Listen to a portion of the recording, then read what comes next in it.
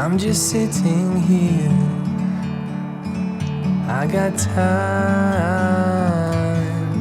It's clear to see from up here,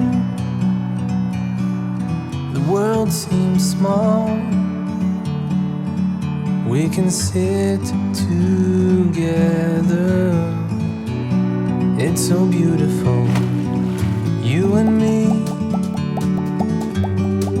we meant to be. Hey guys, welcome back to the channel, and Anson here. Alright, so we're actually going to be doing part 2 of our maintenance series to our tankless water heater. If you have not had a chance to check out the first video, I'll put the link up here in the corner. You guys can go check that out. I'll also have a link down in the description to the part 1. So make sure you go on to check that out and then come right back. Alright, so I'm going to go over some of the items that you're going to need for the flushing of your tankless water heater. Alright, so you might need a set of pliers. You don't necessarily need the tape on them. I just have that on there because I was using this for plumbing and I didn't want to mar up any of my plumbing fixtures and such.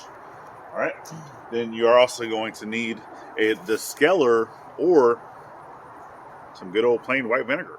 So that descaler is actually fairly expensive, which you can do the same thing with the vinegar. Obviously it's not as good as the descaler, but it works rather well and it's definitely within our budget. Alright, next you're going to need some type of bucket. Doesn't necessarily have to be from a big box store. As long as you have a 5-gallon bucket, that's really all you need. You're going to need some type of pump. Alright, circulating pump. So I have one of these. It's a utility submersible pump.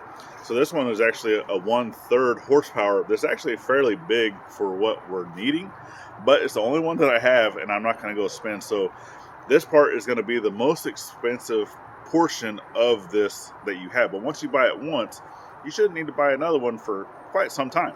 All right, and then if you need any type of extension cord or possibly a towel, especially if you're doing your system inside like ours, you might make a little bit of a mess, you might not, but just have a towel on standby in case you need it. All right, so let's head on inside and I'm going to show you what we're going to do. All right, one other thing that I did fail to mention that you're going to need is actually a set of hoses like this that you would be connecting to your washing machine, because it has the female connector on both sides. So if you don't already have that for your maintenance kit for your tankless water heater right here, then you're gonna have to borrow them from the washing machine. All right, so coming in and looking at the bottom of your tankless water heater, you should have a valve on your hot water side and your cold water side that has this little connection here for your hose. All right, then you have your main shut off valves here.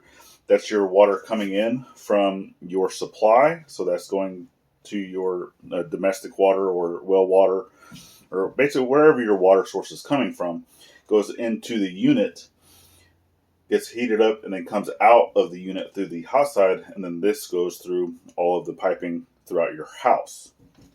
Okay.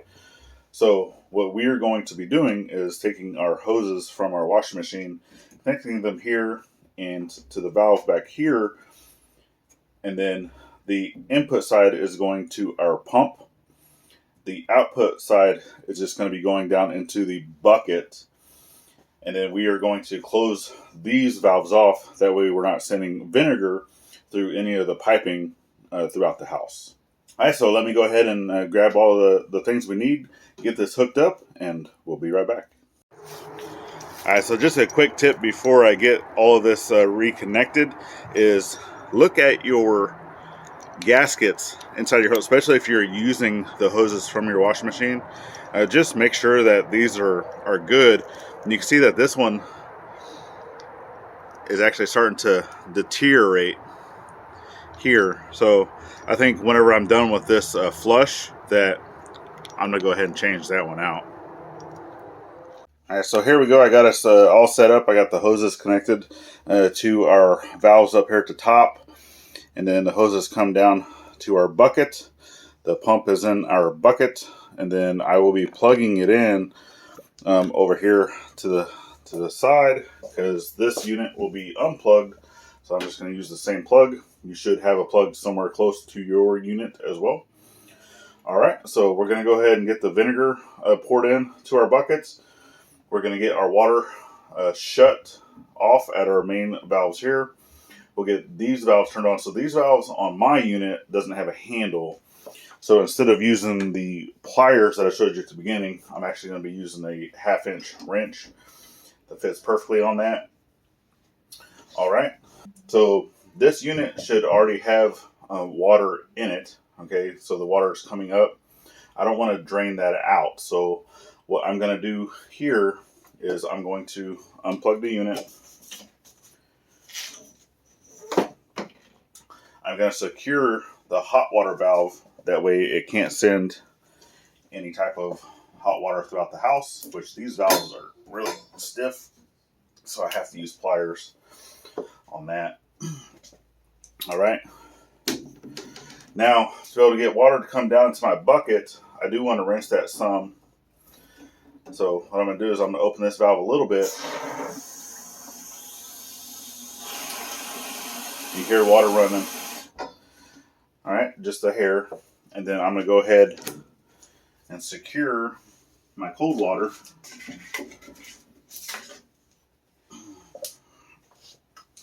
Apologize, I'm going to have to get in y'all's way so you can't see nothing.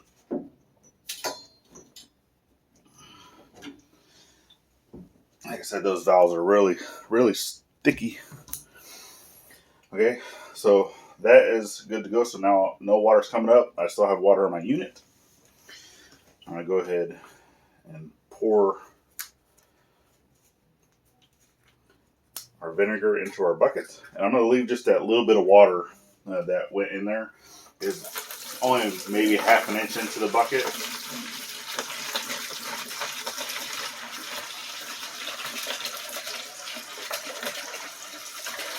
Now remember, whenever you're done doing this, that you need to rinse out with fresh water all of these tools. So your pump, your hoses, including the unit. We're going to be flushing it with fresh water to neutralize the acids from our vinegar. All right, so this valve here, we'll go ahead and turn that on. So that's the output side. And then now the input side, so this is coming from the pump. All right, basically what that did now was just open up. I heard the water gurgle back down into our bucket. Okay, so from here, what I need to do is plug in the pump.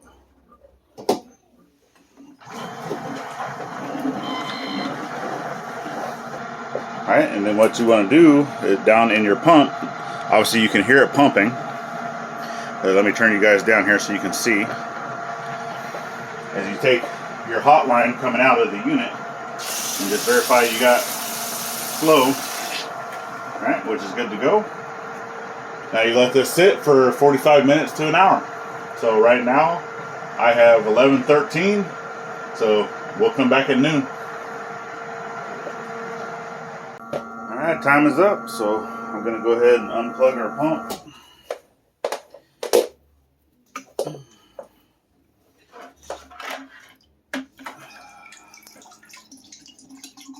All right, so now that I got my valves closed, like I said, then I'm going to go ahead and pull out my pump. Let that drain off as much as possible. All right, and I'm just going to set that off to the side on my towel. I'm going to go get rid of my vinegar, and then we'll fill this back up using fresh water through our valves here at the hot water heater. Now I'm going to go ahead and take the hose off of my pump here, because what I need is water to come in. So I can show you guys. So I'm going to need water to come in from the house. So I'm going to open up my small valve here. Make sure that's open.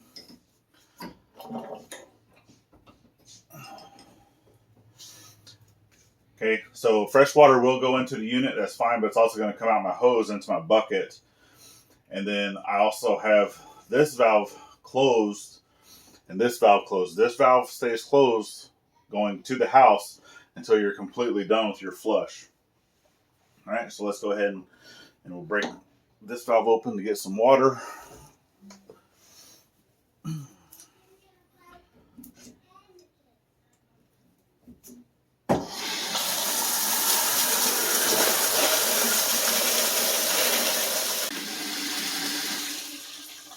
That should be good. Now I'll put this back onto my pump.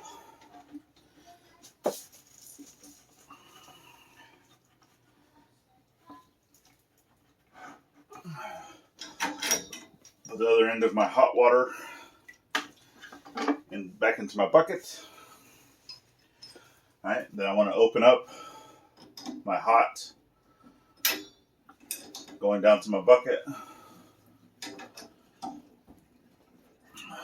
My cold is still already open, okay? And then I'm going to plug my sump pump back in.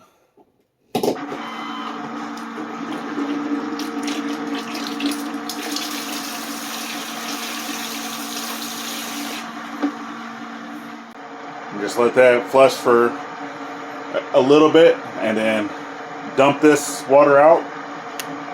You can see I got it going. Then you'll dump that water out, redo it again. Even if you didn't want to use this pump here to cycle the water through, you can just run your hot line outside or whatnot if you had a longer hose, depending on where your unit is, or if you're already outside, you just let it run to the ground. But we're inside, so I'm going to do everything into a bucket. All right. So let's close off our valves. That's off. Off. And I know this actually had some calcium in it, that it did what it was supposed to do, because whenever I dumped out the vinegar, it had like a blue tint to it. So I know that it did something. All right, so let's go dump this fresh water, and then we'll do this again. And for this next one as well, I'm going to actually go get a pair of needle nose pliers, because there's a filter down here in the bottom that I want to check now that it's been flushed, to see if there's any debris or anything in there, and we'll get that cleaned out as well. All right, so I went ahead and brought you guys in a little bit closer. Now you can see there's going to be this little filter that's in here on the inside. So what you're going to do is just kind of loosen that. It should not be very tight because it's just plastic. But we'll get that.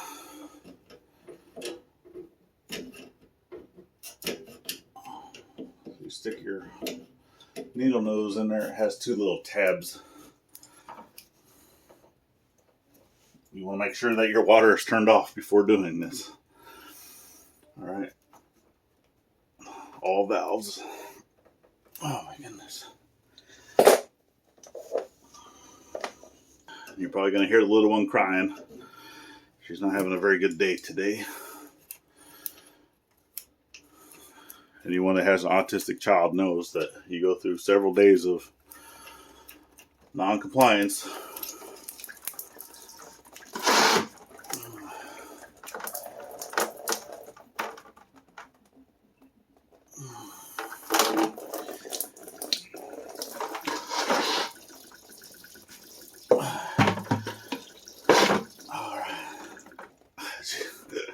It's just going to keep dripping, so that's fine. It's going to do its thing.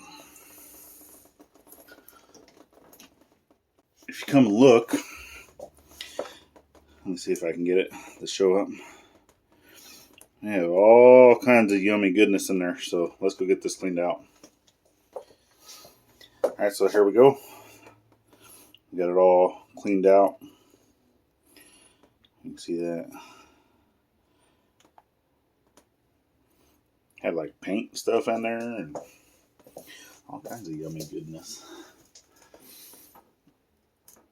So I'll put that back into this little plastic sleeve.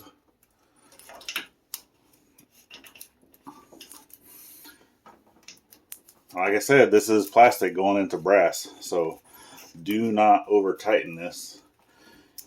Put it in by hand till you can't turn it anymore by hand.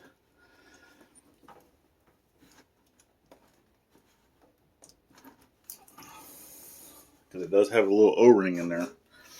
Alright. Now you can take your little needle nose and then just barely turn it.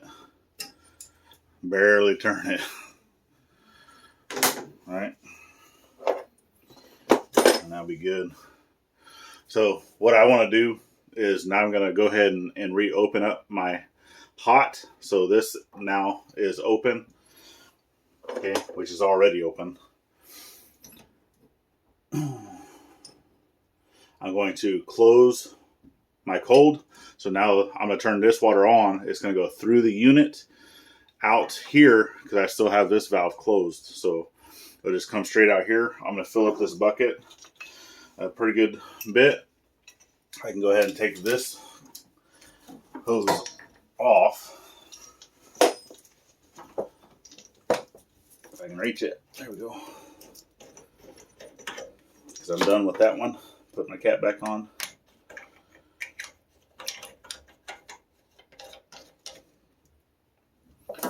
Alright, just so I can rinse out the unit a little bit more than what it did with cycling through with a bucket and with the pump. Let's go ahead and turn our cold water on just a little bit.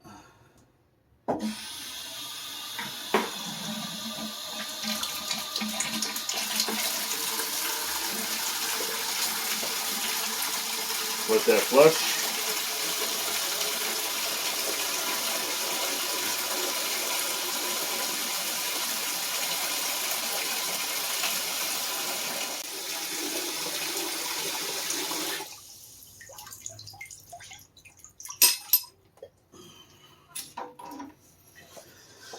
Go dump this and do it again. I want to do this 3 times.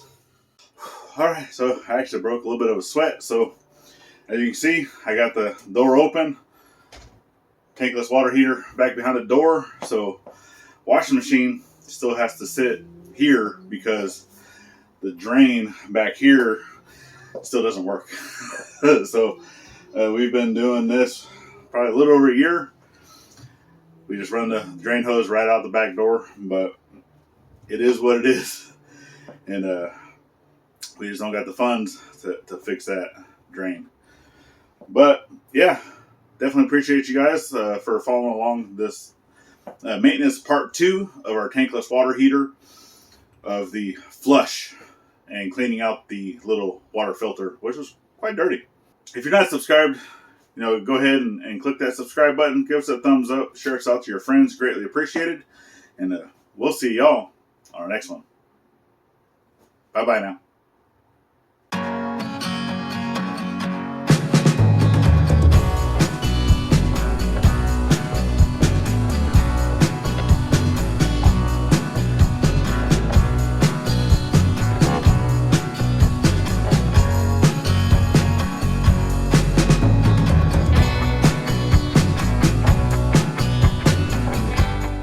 And always ensure that you rinse out your pump whenever you're done with it a little more than what I showed.